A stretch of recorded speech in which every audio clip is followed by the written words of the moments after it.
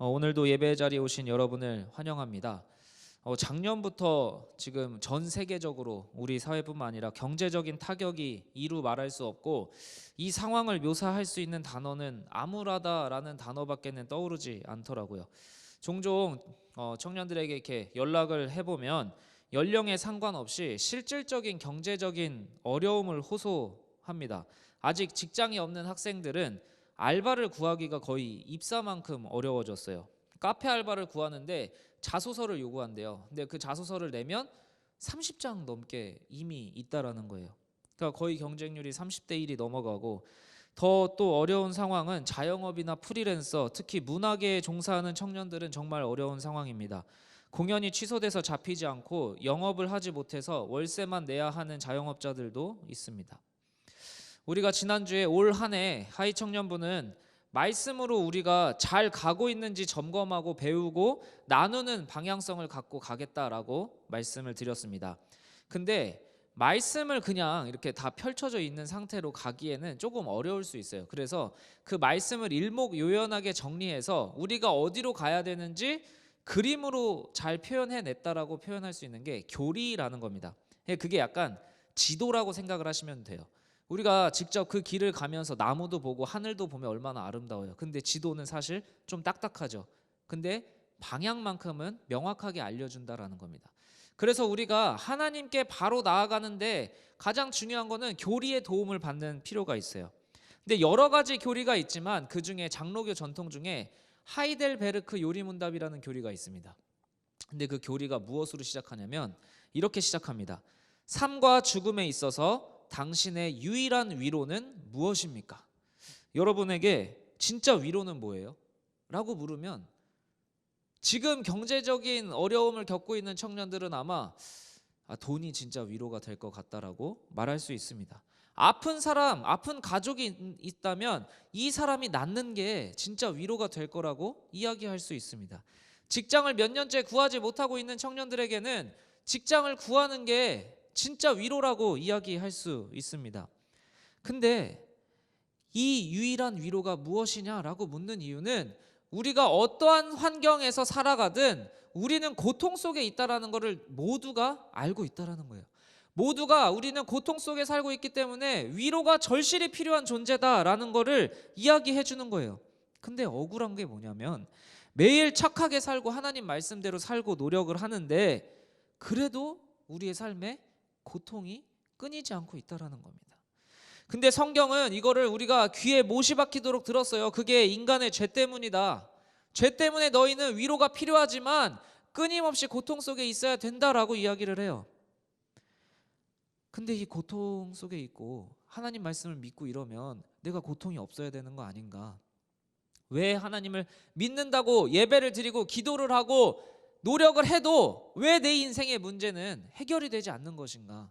도대체 뭐가 진짜 위로인가? 오히려 되묻고 싶은 심정일 수도 있습니다. 현실을 살아가는 우리에게 이 성경의 혹은 교리의 가르침이 와닿지가 않아요. 당장 먹을 게 없고 지금 당장 시급한 거는 물질적인 채움이고 경제적인 채움인데, 병의 문제인데 왜 죄의 문제를 해결하라고 자꾸 이야기를 할까? 왜 성경은, 왜 설교 말씀은 항상 죄의 문제를 해결하라는 이상한 손에 잡히지 않는 그런 말들만 얘기를 하는 것일까? 차라리 돈이 최고의 위로입니다 라고 솔직하게 이야기를 해주면 좋을 것 같은데, 돈 많으면 내가 이렇게 안 힘들 것 같은데, 돈 많으면 친구들도 더 잘 사귈 수 있을 것 같은데, 돈 많으면 내가 많은 사람들을 더 여유롭게 사랑해 줄 수 있을 것 같은데, 우리 안에 이런 생각들이 문득문득 들 수 있어요. 돈이 최고의 위로로 보일 수 있습니다. 돈 문제가 해결되면 물질적인 것뿐만 아니라 정서적으로도 훨씬 여유 있는 삶을 살 것 같다라는 생각이 있고 기대가 돼요. 근데 하나님은 계속해서 돈이 진짜 위로가 아니라고 이야기를 하시는 거예요. 왜 하나님은 그토록 내 눈앞에 있는 문제를 해결해 주시지 않고 그냥 그거 해결해 주시면 내가 하나님 알아서 잘 믿을 텐데 그 쉬운 방법 두시지 않고 왜 자꾸 이해도 안 되는 죄의 문제를 이야기하시는 걸까? 오늘 말씀을 통해서 하나님이 말씀하시는 진짜 위로, 그리고 그 진짜 위로가 왜 진짜 위로인지를 알고 깨닫는 하나님의 말씀을 듣기를 축복합니다. 먼저 하나님이 위로하시는 첫 번째 방법은요, 필요를 채우시는 위로입니다. 필요를 채우시는 위로. 오늘 우리가 되게 길게 읽었잖아요, 제가. 근데 그 이야기의 배경이요, 언제였냐면 이스라엘에 비가 3년 반 동안 안 왔어요. 지금 코로나로 1년간 이렇게 셧다운 돼도 이렇게 힘든데, 당시에 그 농경 사회에서 3년 반이 비가 안 온 겁니다. 그러니까 시냇물도 다 마르고 먹을 게 하나도 없는 상황이에요. 근데 당시에 그 상황에서도 높은 사람들은 그래도 살 수 있어요. 진짜 문제는 원래부터 별로 없었던 사람들은 경제적인 어려움, 환경적인 재난이 찾아오면 진짜 어렵다라는 겁니다. 근데 하나님이 선지자 엘리야에게 찾아오셔서 사르밧이란 땅으로 가라고 하세요. 그리고 거기에 과부한테 떡 하나 얻어먹으라고 이야기를 하십니다. 그래서 엘리야는 얼마나 하나님 말씀 잘 듣습니까? 사르밧 과부를 만나러 갔어요. 그리고 사르밧 과부한테 떡을 달라고 해요. 근데 여러분, 그때 과부라는 존재가 얼마나 약하겠습니까? 남자가 힘이 세고 남자가 모든 경제를 이끄는 게 당연하다고 생각하던 그 문화 속에서 여자 혼자 아들을 데리고 산다라는 건 정말 힘들 거예요. 근데 이 엘리야가 과부한테 찾아가가지고 처음에는 물을 갖고 오라고 그래요. 그래서 물 갖다 줬어요. 근데 물뿐만 아니라 갑자기 떡 한 조각도 갖고 오라고 이야기를 해요. 과부 입장에서는 이 사람이 내 처지를 모르나 보다 해서 자세하게 얘기를 해줘요. 제가요, 떡 밀가루 요거 한 움큼 있고 기름도 아주 조금밖에 없어요. 이거 만들면 떡 하나 나오는데 그거 먹고 제가 아들하고 이제 죽을 거거든요. 그래도 요구하시겠어요? 라고 물어요. 근데 엘리야는 너무 당당하게 얘기를 하는 거예요. 두려워 말고 나를 위해서 작은 떡 하나 만들어 와. 너가 그 떡 만들어 오면 하나님이 비가 다시 올 때까지 너희의 기름과 가루를 하나도 떨어지지 않게 만들어 주실 거야. 제가 만약 엘리야의 입장이라면 이렇게 쉽게 이야기할 수 있을까? 만약 제가 지금 돈 한 푼도 없는 청년한테 야, 나 밥 한 끼만 사줘, 이 말도 못 하겠는데 엘리야는 그걸 하고 있는 거예요. 근데 더 놀라운 거는요, 과부가 그 엘리야의 그 말을 믿고요, 떡 하나 만든 거 엘리야한테 주는 거예요. 그리고 놀랍게도 여러 날을 엘리야와 떡을 먹어도 가루와 기름이 없어지지 않는 대단한 기적을 체험합니다. 과부의 결단은 여러분 생각해보면 진짜 놀라운 거예요. 여러분이 돈 한 푼이 딱 5,000원 남았어요. 근데 그거를 저랑 김밥 한 줄 한 줄 나눠 먹은 거예요. 아니면 국밥 한 그릇 사서 자기는 안 먹고 저만 배불리 먹게 해준 거예요. 그 하나님의 말씀을 전하는 선지자의 요구에 자기의 마지막 소유까지도 선지자를 섬기는 데다 베푼 거예요. 그 소유를 넘긴 거는요, 포기도 아니었고 헛된 희망도 아니었어요. 뭐였냐? 너의 기름과 가루가 단 하루도 떨어지지 않게 해줄 거야 라는 하나님의 약속을 믿었다라는 겁니다. 우리는 이 하나님의 말씀을 참 믿기가 어려워요. 하나님이 책임져 주신다는 말을 설교로도 듣고 셀리더들 통해서도 듣고 엄마 아빠한테도 들었는데, 당장 내가 어려운 상황에는 하나님이 내 인생을 책임져 준다라는 말을 선뜻 못 믿겠어요.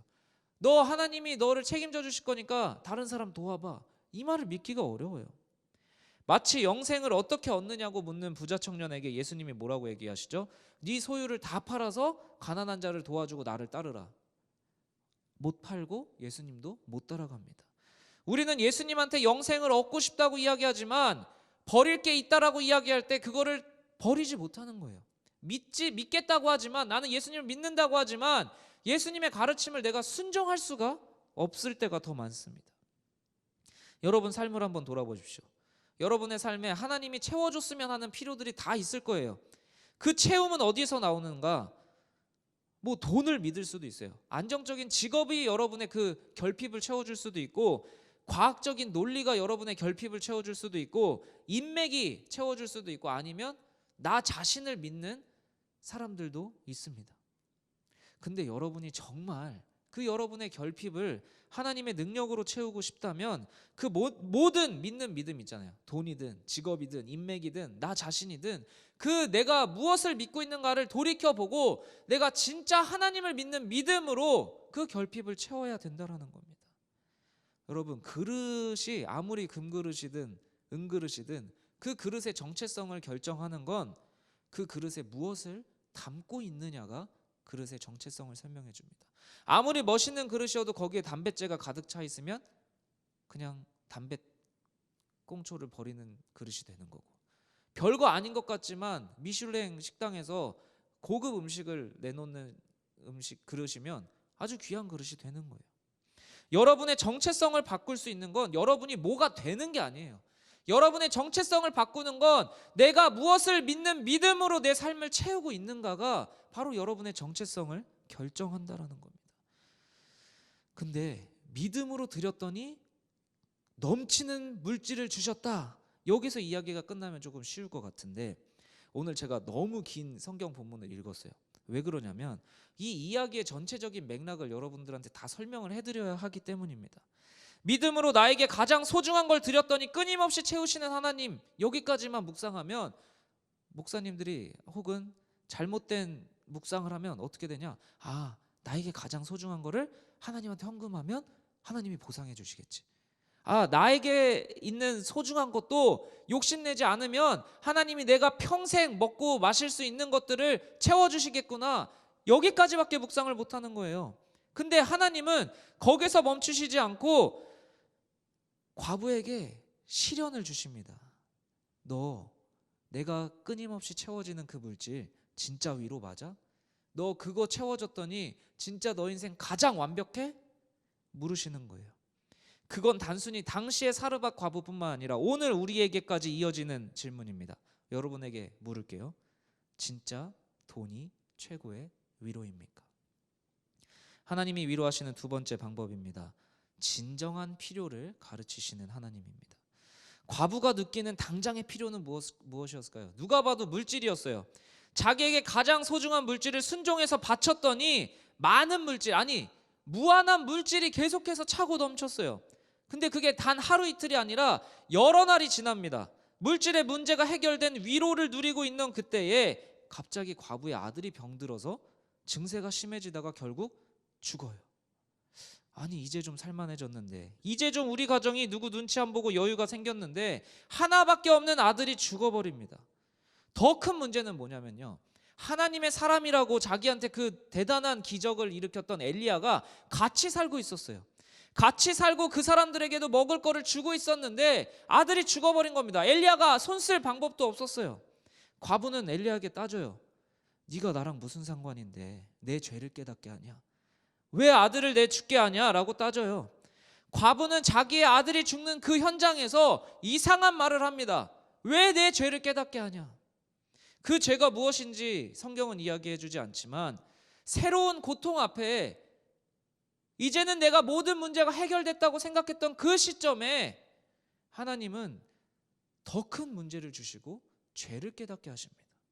딱히 문제가 없는 삶 가운데 겨우 잊고 지냈던 죄가 떠오른 겁니다. 괴로움으로 외치는 과부 앞에서 엘리야는 다른 거 안 해요. 과부의 마음에 충분히 공감합니다. 여러분, 그리스도인은 죄가 드러나는 자리에서 맞아, 너 죄 지어서 그래, 그렇게 정죄하지 않고요, 아픔에 동참해야 된다는 거 엘리야가 보여줘요. 과부를 대신해서 엘리야는 하나님한테 소리를 지릅니다. 제가 머무르는 이 과부의 집에 굳이 슬픔을 내리셔서 아들을 죽이셔야 되겠습니까? 다행히 하나님이 엘리야의 간절한 기도를 들으시고 아이가 살아납니다. 우리는 성경에 쓰여 있는 이런 기적 이야기들을 보면 그 기적 자체에 초점을 맞추는 경우가 많아요. 아, 내게 남은 거를 바치면 더 큰 물질을 하나님이 채워주시겠구나. 내가 간절하게 기도하면 죽은 자도 살아나겠구나. 그러나 성경에 기록된 기적 그 자체가 우리에게 이루어지는 것보다 더 중요한 거는 하나님이 그 기적을 왜 일으키셨나. 어쩌면 이례적일 수밖에 없는 그 기적을 통해 하나님이 정말 몇천 년이 지난 오늘 우리에게도 하고 싶으신 말씀은 무엇일까?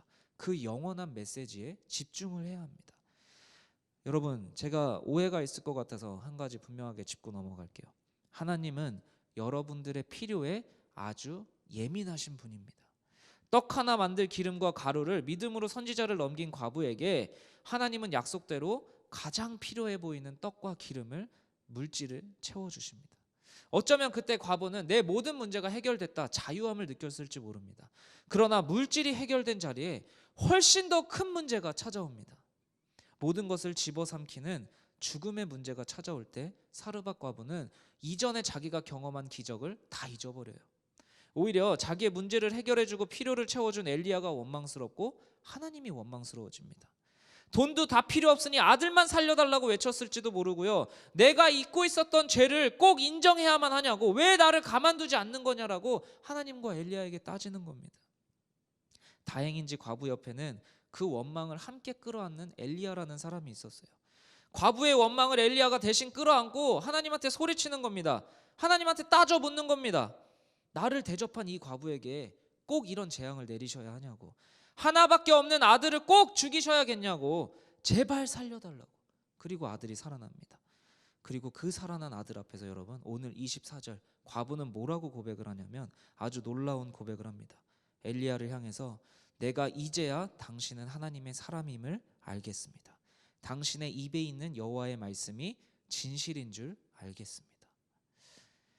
아들의 죽음 앞에서 당신이 뭔데 내 죄를 떠오르게 하냐는 과부의 외침, 하나밖에 없는 아들을 꼭 죽이셔야 하냐는 엘리야의 고통스러운 외침, 그리고 그 외침 가운데, 기도 가운데 다시 살아난 아들, 그리고 살아난 아들 앞에서 이제야 여호와의 말씀이 진실인 줄 알겠다는 과부의 고백.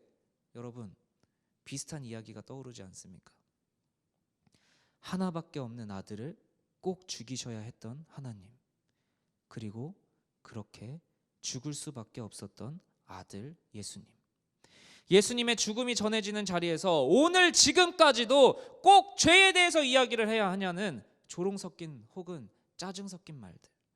하지만 다시 살아난 예수님 앞에서 이제야 그분이 하나님의 아들인 줄 알겠다라고, 이제야 하나님의 말씀이 진리인 줄 알겠다라고 고백하는 사람들이 또 있습니다. 여러분이 믿는 하나님은 순간순간 여러분의 필요를 채우실 수 있는 분이고 채우시는 분입니다. 그러나 우리가 하나님께 기대하고 바라야 하는 위로는 거기가 끝이 아닙니다. 하나님은 진짜 위로를 주고 싶은 겁니다. 몇천 년이 지나도 동일한 메시지, 동일한 하나님의 말은 단 하나입니다. 나는 너희를 진짜 살리고 싶다. 죽을 수밖에 없는 이 세상에서 유한한 것들로 너희를 채워줄 수 있다. 그러나 내가 진짜 주고 싶은 건 너희가 나와 함께 사는 것이다. 이 문제가 해결되면 또 다른 문제가 덮쳐오는 사르밧 과부의 삶을 통해 성경이 알려주고 싶은 거는요, 없어도 순종해서 바치면 넉넉한 물질을 채워주신다가 아닙니다. 하나님은 애써 잊고 있었던 죄, 별로 중요하지 않다고 생각했던 죄의 문제를 굳이 인정하게 하십니다. 그리고 그때서야 진짜 내 문제가 뭐였고 진짜 내가 하나님한테 받아야 되는 위로가 무엇인지를 깨닫게 되는 겁니다. 지금 당장의 필요를 채우시는 것도 하나님이지만 하나님이 여러분에게 궁극적으로 위로하시는 내용은 내가 영원히 너희와 항상 함께 하겠다라는 겁니다. 그게 예수님이 이 땅을 올라가시면서 떠나시면서 남기신 말씀입니다. 우리 눈에는 하나님이 없어 보이는 때일지 몰라도 하나님은 항상 그를 찾고 믿는 자와 함께 하신다는 것, 그게 우리의 진짜 위로인 겁니다.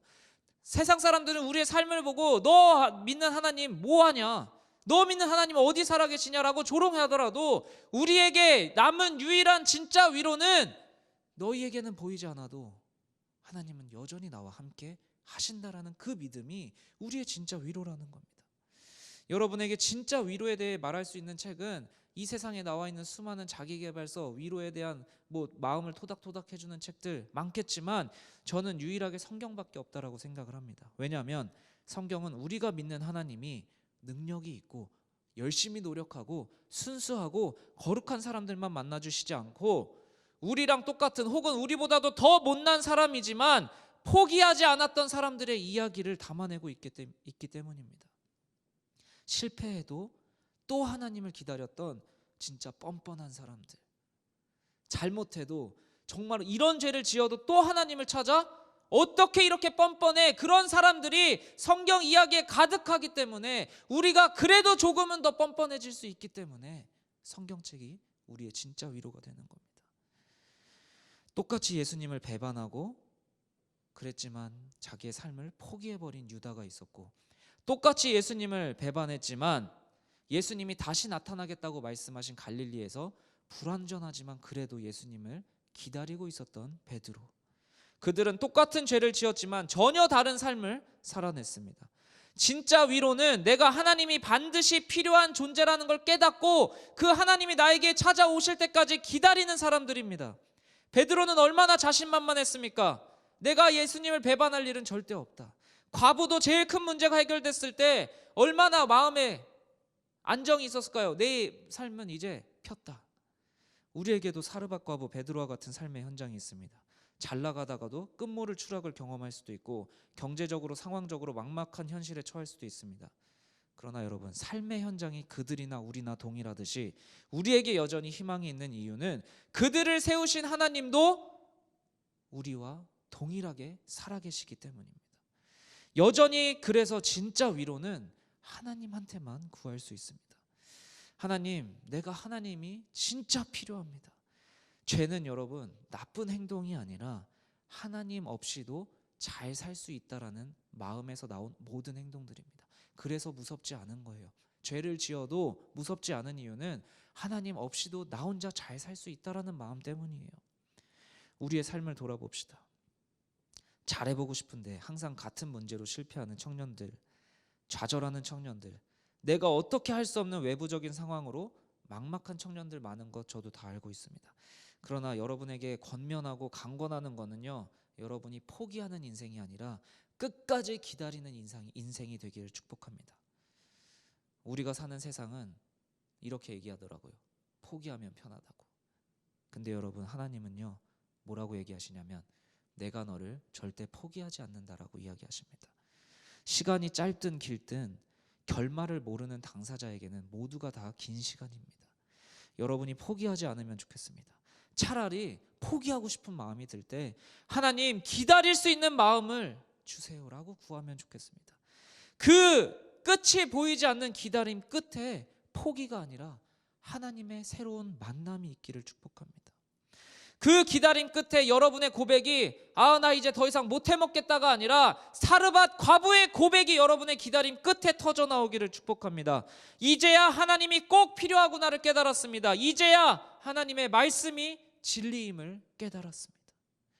여러분의 외부적 상황이 어떠하든 마음 상태가 어떠하든 반드시 찾아오시는 하나님, 절대 포기하지 않겠다고 약속하신 하나님과 함께하는 하이청년부의 모두가 되기를 축복합니다. 우리가 가능성이 있어서가 아니라 그때나 지금이나 진짜 위로는 내가 너와 항상 함께 하겠다 동일하게 선포하시는 하나님이 오늘도 계시기 때문입니다.